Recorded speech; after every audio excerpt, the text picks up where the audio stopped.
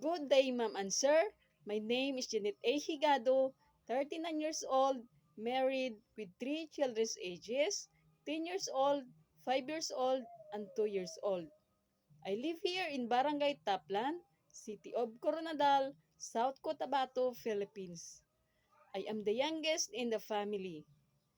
I worked before in UAE for 4 years, from the year 2006 until 2010, to a married couple with 2 children's ages, 4 years old and 2 years old.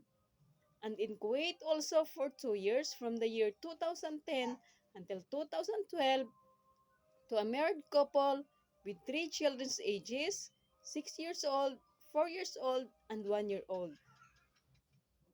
My duties and responsibilities are cleaning, washing clothes, ironing, cooking, babysitting, and car washing. And here in Philippines from the year 2022 until 2024, to a married couple with 3 children's ages, 10 years old, 8 years old, and 4 years old. I am a very hardworking person, trustworthy, honest, and patient. I hope, ma'am and sir, you consider and give me a chance to be your helper. And I do promise to give you all my best to serve you. Thank you and God bless.